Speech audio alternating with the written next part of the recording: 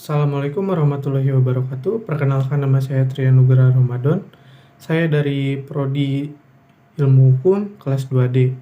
Dalam kesempatan kali ini saya akan menyampaikan mengenai pembahasan pengenalan hukum adat Indonesia. Referensi buku yang saya gunakan antara lain adalah buku Hukum Adat dari Dr. Yulia SHMH, buku Pengantar Hukum Indonesia dari Dr. Ahmad Syamsuddin SHMH, dan buku Pengantar Hukum Indonesia dari Neng Yani Nurhayani SHMH. Dimulai dari pengertian adat. Istilah adat berasal dari bahasa Arab yang diterjemahkan menjadi bahasa Indonesia yang bermakna kebiasaan. Adat atau kebiasaan adalah tingkah laku seseorang yang terus-menerus dilakukan dengan cara tertentu dan diikuti oleh masyarakat luar dalam waktu yang lama. Di antaranya ada unsur-unsurnya, yaitu adanya tingkah laku seseorang, dilakukan secara terus-menerus, adanya dimensi waktu, dan diikuti oleh orang lain. Pengertian adat istiadat menyangkut sikap dan kelakuan seseorang yang diikuti orang lain dalam suatu proses waktu yang cukup lama. Ini menunjukkan begitu luasnya adat istiadat tersebut. Tiap-tiap masyarakat atau bangsa dan negara memiliki adat istiadat tersendiri. Yang satu dengan yang lainnya pasti tidaklah sama. Adat selalu menyesuaikan diri dengan keadaan dan kemajuan zaman, sehingga adat itu tetap kekal, karena adat selalu menyesuaikan diri dengan kemajuan masyarakat dan kehendak zaman. Adat istiadat yang hidup di dalam masyarakat erat sekali kaitannya dengan tradisi rakyat, dan ini merupakan sumber pokok dari pada hukum adat.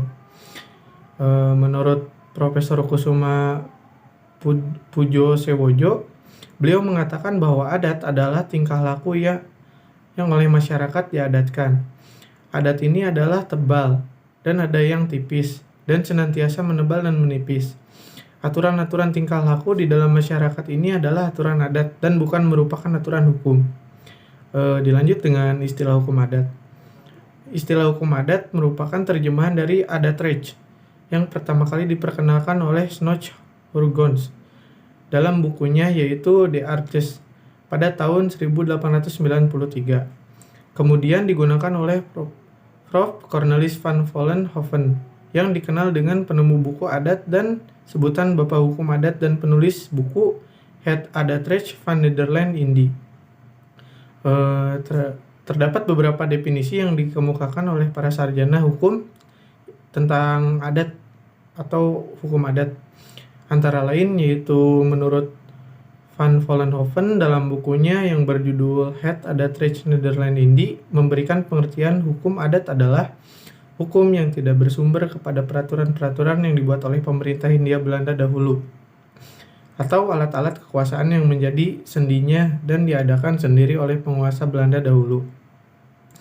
Yang berikutnya ada menurut Supomo dalam bukunya, yaitu beberapa catatan mengenai kedudukan hukum adat. Memberikan pengertian hukum adat adalah sebagai hukum yang tidak tertulis di dalam peraturan-peraturan legislatif, meliputi peraturan-peraturan hidup yang meskipun tidak ditetapkan oleh yang berwajib, dan ditaati serta didukung oleh rakyat berdasarkan atas keyakinan bahwasannya peraturan-peraturan tersebut mempunyai kekuatan hukum. Dilanjut dengan pengertian menurut Hazairin dalam pidato inaugurasinya yang berjudul Kesusilaan dan Hukum Memberi Pengertian Hukum Adat, yaitu yang berisi suatu endapan atau resapan kesusilaan dalam masyarakat, bahwa kaidah-kaidah adat itu berupa kesusilaan dalam masyarakat, yang kesusilaan yang kebenarannya telah mendapat pengakuan umum dalam masyarakat itu sendiri. Dan yang mungkin yang terakhir, contohnya dari Sukanto mengatakan bahwa hukum adat itu merupakan kompleks adat-adat yang kebanyakan tidak dibukukan atau tidak dikodifikasi dan bersifat paksaan atau mempunyai sanksi atau akibat hukum. Dilanjut dengan bentuk hukum adat. Bentuk hukum adat dibagi menjadi dua, yaitu ada yang tertulis dan tidak tertulis. Nah, yang tertulis itu yakni sudah mengenal tulisan, misalnya peranatan-peranatan di daerah Suapraja dan Subak di Bali. Yang ada contohnya yaitu Subak di Bali, selanjutnya Piagam-Piagam Raja, yang ketiga Anggar Aru Biru pada tahun 1782, dan ada Pranata Desa. Selanjutnya, yang tidak tertulis itu tumbuh dan hidup di dalam masyarakat yang masih buta huruf. Dapat diketahui bahwa keputusan-keputusan para pemimpin persekutuan yang tidak boleh bertentangan dengan kesadaran hukum masyarakat. Nah, contohnya itu ada Maro, kawin lari, dan harta gono gini. Yang ketiga, sifat hukum adat. Nah, sifat hukum adat antara lain ada magis religius, yaitu alam pikiran masyarakat, hukum adat dipengaruhi oleh alam gaib. Atau setiap perbuatan masyarakat, hukum adat dilandasi oleh agama dan kepercayaan. Yang selanjutnya ada komunal atau kemasyarakatan. Setiap orang merasa benar-benar selaku anggota masyarakat, bukan oknum yang hidup sendiri atau berlandasan yaitu kepentingan pribadi selaku terkait dan kepentingan umum. Yang kedua ada gotong royong, dan yang terakhir ada musyawarah yaitu kerukunan. Selanjutnya ada konkret yaitu terang atau nyata. Suatu perbuatan hukum selalu diberi wujud nyata dalam alam pikiran masyarakat adat berdasarkan hal-hal yang nyata, atau alam pikiran anggota masyarakat adat berdasarkan hal-hal yang nyata. Contohnya yaitu panjar dalam rangka akan melaksanakan jual beli. Selanjutnya ada tunai yaitu atau kontan. Setiap perbuatan hukum selalu diiringi atau dibayar dengan suatu perbuatan, ucapan atau simbol, dan suatu prestasi yang harus dibayar dengan prestasi pada waktu yang bersamaan. Contohnya yaitu jual lepas atau jual tanah bayar tunai. Selanjutnya ada teori reception in complexu. Teori reception in complexu. Teori ini dikemukakan oleh Mr. L.C.W. van der Burg. Menurut teori reception in complexu, bahwa jika suatu masyarakat itu memeluk agama tertentu, maka hukum adat masyarakat yang bersangkutan adalah hukum agama yang dipeluknya. Kalau ada hal-hal yang menyimpang daripada hukum agama yang bersangkutan, maka hal-hal itu dianggap sebagai pengecualian. Teori ini hampir semua sarjana memberikan tanggapan dan kritikan, di antaranya yaitu Snook yang menentang dengan keras terhadap teori ini, dengan mengatakan bahwa tidak semua hukum agama diterima dalam hukum adat. Hukum agama hanya memberikan pengaruh pada kehidupan manusia yang sifatnya sangat pribadi, yang erat kaitannya dengan kepercayaan dan hidup batin. Bagian-bagian itu adalah hukum keluarga, hukum perkawinan, dan hukum waris. Namun pendapat Snook tersebut dibantah oleh Terhar. Menurutnya hukum waris bukan berasal dari hukum agama, tetapi merupakan hukum adat yang asli dan tidak dipengaruhi oleh hukum Islam. Sedangkan hukum waris disesuaikan dengan struktur dan susunan masyarakat. Teori reception in complexu ini sebenarnya bertentangan dengan kenyataan dalam masyarakat, karena hukum adat terdiri atas hukum asli atau bisa disebut dengan Melayu Polinesia dengan ditambah dari ketentuan-ketentuan dari hukum agama. Dengan demikian dikatakan oleh Van Hollenhoven, memang diakui sulit mendeskripsikan bidang-bidang hukum adat yang dipengaruhi oleh hukum agama. Hal ini disebabkan karena adanya bidang-bidang yang dipengaruhi oleh hukum agama sangat bervariasi dan tidak sama terhadap suatu masyarakat, serta tebal dan tipis bidangnya dipengaruhi hukum agama juga bervariasi, dan hukum adat ini bersifat lokal. Dalam suatu masyarakat terdiri atas warga-warga masyarakat dan agama yang berlainan. Selanjutnya ada perbedaan hukum adat dan hukum kebiasaan. Asalnya hukum adat adalah berawal dari tradisi nenek moyang bangsa Indonesia yang turun-temurun. Sedangkan hukum kebiasaan berasal dari hukum asing yang diresepsikan ke dalam hukum Indonesia sebagai hukum asli Indonesia. Nah, contohnya itu yaitu sewa menyewa atau dalam bahasa lain furqoq atau fidusia. Fidusia merupakan suatu jaminan pinjaman yang berupa barang bergerak tetapi barangnya dibiarkan tetap di bawah penguasaan pemiliknya. Atau dalam kata lain, fidusia juga disebut fiduciair eigendom overdrage. Yang selanjutnya ada dasar hukum syah berlakunya hukum adat. Dalam batang tubuh Undang-Undang Dasar 1945, tidak satu pun pasal yang mengatur tentang hukum adat. Oleh karena itu, aturan untuk berlakunya kembali hukum adat ada pada aturan peralihan Undang-Undang Dasar 1945 pada pasal 2 yang berbunyi segala badan negara dan peraturan yang ada masih langsung berlaku selama belum diadakan yang baru menurut Undang-Undang Dasar ini. Aturan peralihan pasal 2 ini menjadi dasar hukum sah berlakunya hukum adat. Dalam UUDS 1950 pasal 104 disebutkan bahwa segala keputusan pengadilan harus berisi alasan-alasannya.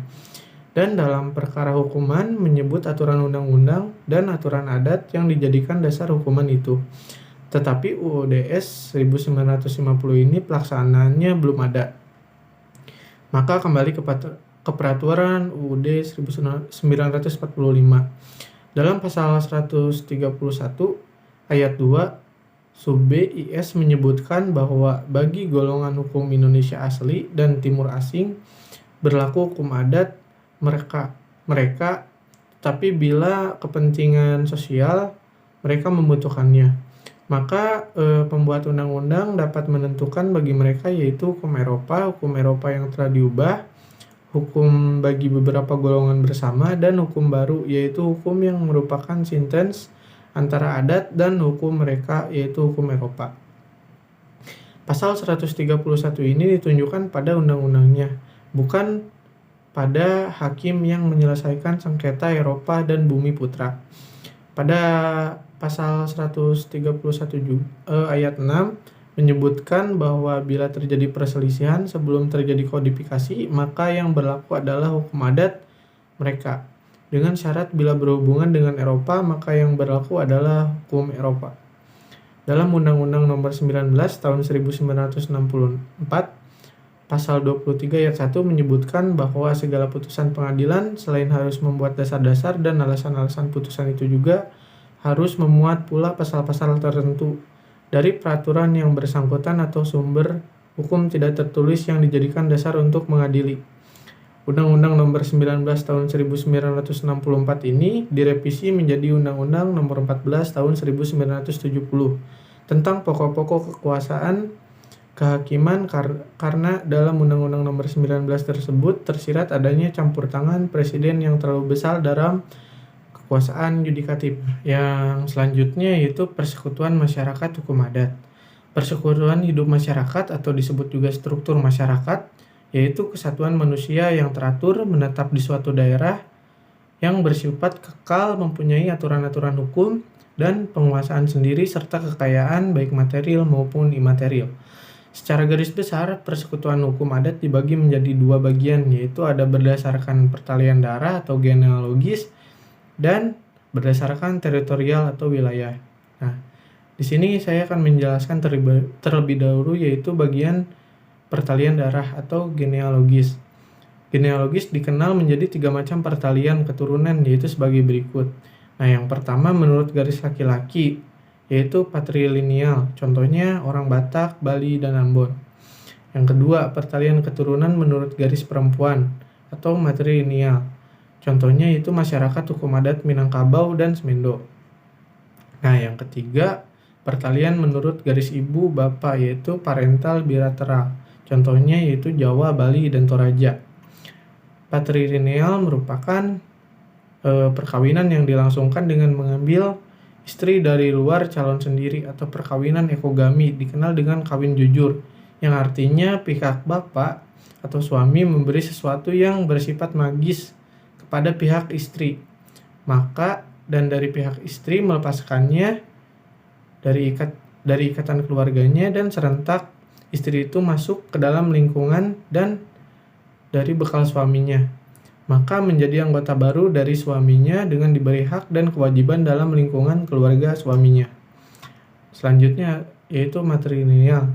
Bentuknya dikenal dengan kawin semendo atau kawin menjemput, yaitu seorang gadis menjemput pihak bakal suami untuk pergi ke dalam lingkungannya dan dari bakal istri, bahwa garis keturunan dari pihak baik ibu atau bapak terbagi dalam kesatuan yang kecil.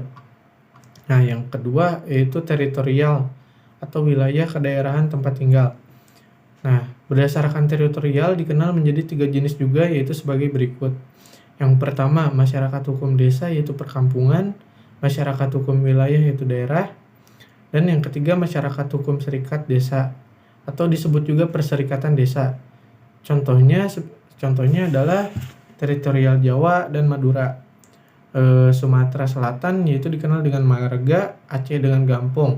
Jadi syaratnya keturunan dan kediaman bersama disebut juga genealogis teritorial. Itu contohnya Buru, Seram, Minangkabau, Otunagiri, Batak fungsionaristik, ketua adat, pejabat desa, kepala desa, dan lain-lain. Jadi istilah hukum adat berasal dari terjemahan perkataan adat Reich yang pertama kalinya dikenal oleh Snoch.